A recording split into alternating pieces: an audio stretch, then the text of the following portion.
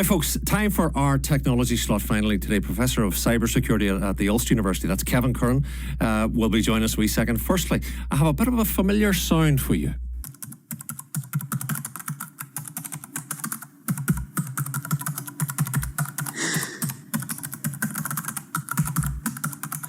Well, there you go.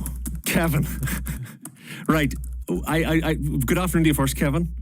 Good afternoon, Mark. Listen, this one is nearly hard to believe. You're telling me today that boffins out there, the latest thinking is that there'll be people out there who will be able to know what was being typed there.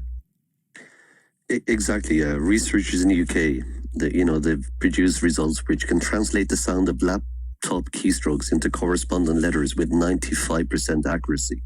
So in other words, by having a phone placed nearby, which is monitoring someone typing, they can replicate what is being typed with 95% accuracy. How on earth, Kevin? How on earth?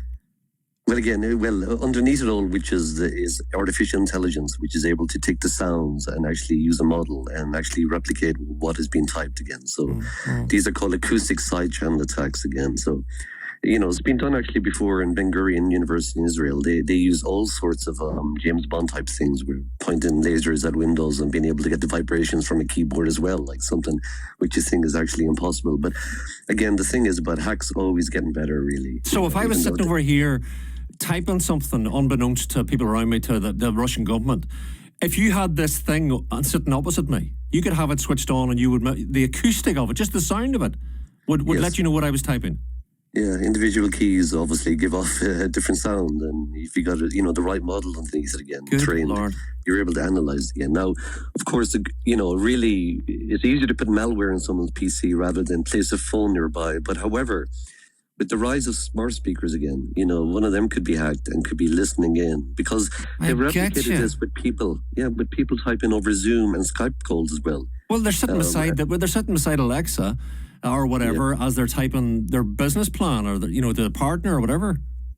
Yeah, exactly. So so with the rise of smart speakers, it's just one more avenue again that that maybe hackers will use in the future again. Yeah, I think I'm only going. You know what? You see, when I talk to people like you and Emma Robinson, I think I'll just switch everything off apart from when I've the TV on and watching TV, and I'll just sit quietly in my own house for fear of the walls listening. Kevin, it's absolutely unbelievable. Look, we need to talk about Zoom, right? I would have thought Zoom wanted us to Zoom more and more and more, but they've ordered staff back. So if Zoom do it, surely we're all meant to Zoom less the way Zoom are doing it.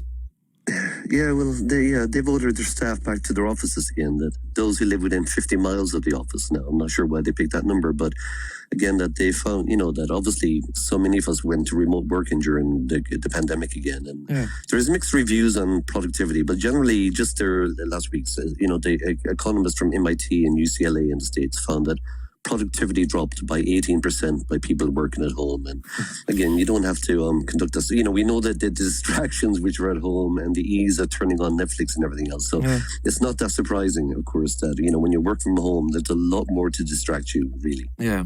Kevin, listen, we're not, of course, on the air this time of day, especially to scare people or to put tabloid fears about the place. You're a father yourself, but we need to know there's a little concern about baby monitors. Now, speak, squarely to parents and guardians listening to this today.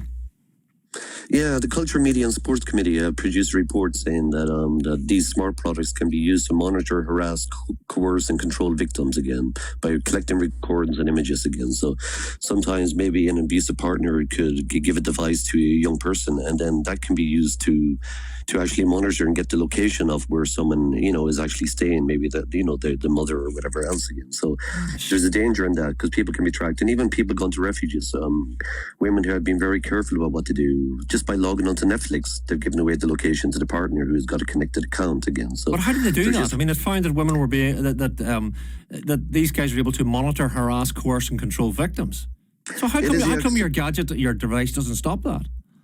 But again, in these cases again, so we're so used to technology around us, but again, an abusive partner could, have the baby monitor, and of course you're able to remotely log into baby monitors. They might have the Ring doorbell, they might have just, maybe one of those motion detection cameras inside, and maybe the smart speaker, and they're able to, log in remotely. So you just got to kind of do an audit of any devices which have been connected to someone who you've separated from, really. Because most Wi-Fi is, you can have this Wi-Fi package and have 6 devices connected to it.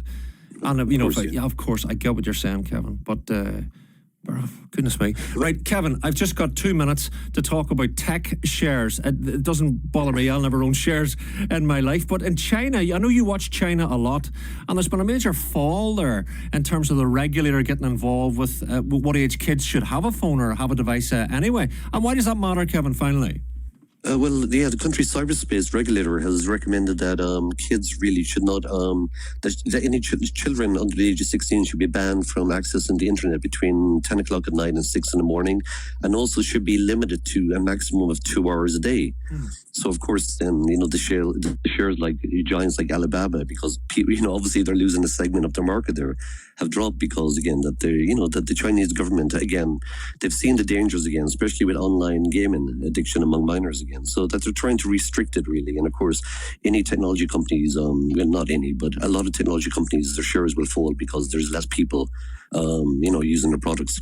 Well, listen, Kevin, it's always good to have you on today. Thank you and I must acknowledge, Kevin, you stepped in at a very, very last minute today in Emma's absence, so we especially appreciate that and having the quality of analysis that you always bring. So thank you for that.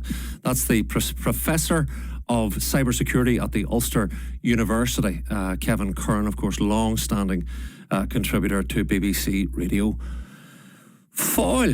Goodness, that was busy. I really enjoyed the company today of the new folk along the shed along the river there. You can listen back to that, and as I say, all sorts of good stuff on sounds.